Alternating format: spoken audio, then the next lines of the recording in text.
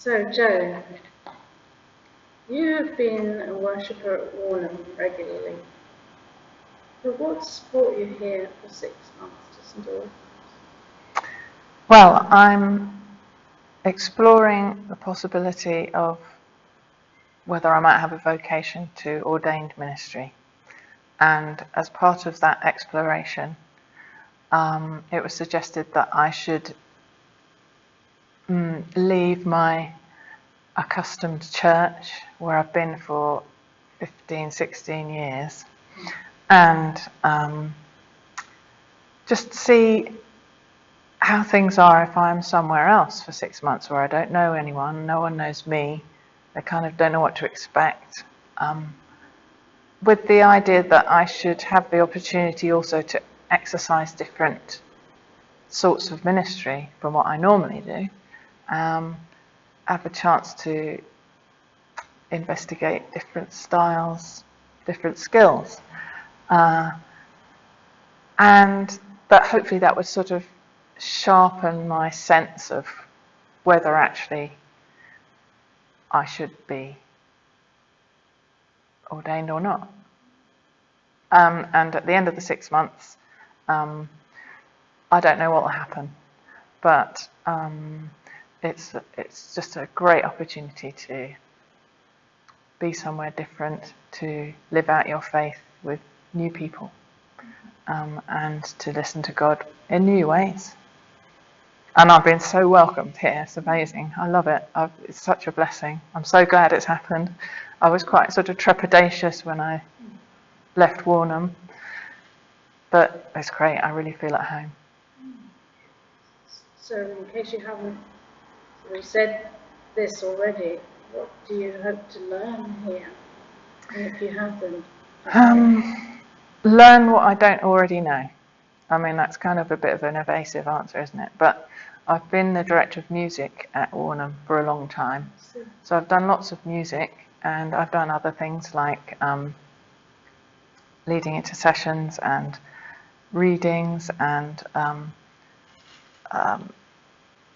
a little bit around sort of liturgy and developing new services, creative prayer, and that's the stuff that I've been used to doing for a long, long time. And the hope is that here I can try some other things, or maybe extend those skills. Anne is amazing in just being very enabling, and it's kind of been a suck it and see situation, and it's going well so far. You've obviously got musical talent. How are you able to make use of it? I may or I may not.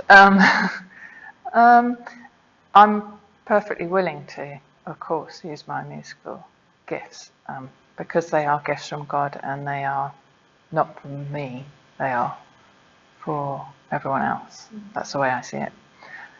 Having said that, that's something I already know about myself, and in a sense I'm here to look at other sides of what I might offer to people in a congregation.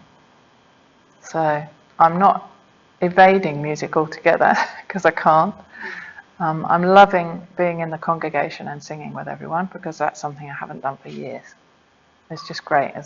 I'm just worshipping. I don't have to think about other things, directing the choir or even just the way that I'm singing. I'm just doing it, which is lovely. Sounds very free. It is. It's been a great gift. Okay, so what would you like us to sing? Well, the hymn that I love most of all is called "How Shall I Sing That Majesty?" And it's got a great tune and it's got great words. It's not all that well known, but it should be, because it's a cracker, and it's just really lovely to sing. Actually, if you're up for really going for it, and as you might gather from the title, it's talking about how we offer our worship. It starts off with, "How shall I sing that majesty which angels do admire?" And it goes on to to talk about how can we, mere mortals, possibly approach the throne and offer our worship, which is measly really compared to what must be going on up there. And it paints a lovely picture of how it must be to worship in heaven. It says, thousands on thousands stand around thy throne, O God Most High.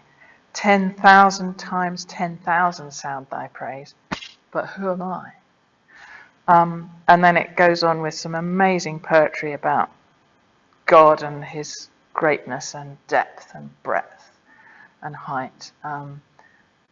And it's a great hymn for just worshipping and just being open before God and proclaiming his majesty and his,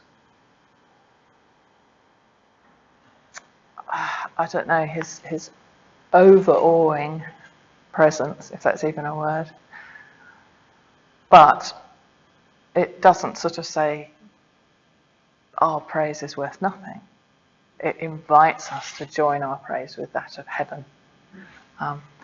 And together with the great music, it's just so rousing and encouraging. Sounds like a good one for us to end on. Maybe, but if you don't know it very well, perhaps should I try sing a verse? Perhaps that would help people to know it when they come to it. I think I'll sing the last verse because it's possibly my favourite. How great a being, Lord, is thine, which doth all beings keep. Thy knowledge is the only line to sound so vast a deep.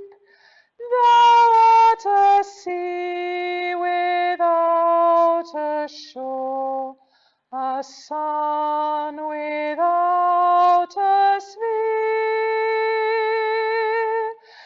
Thy time is now and evermore.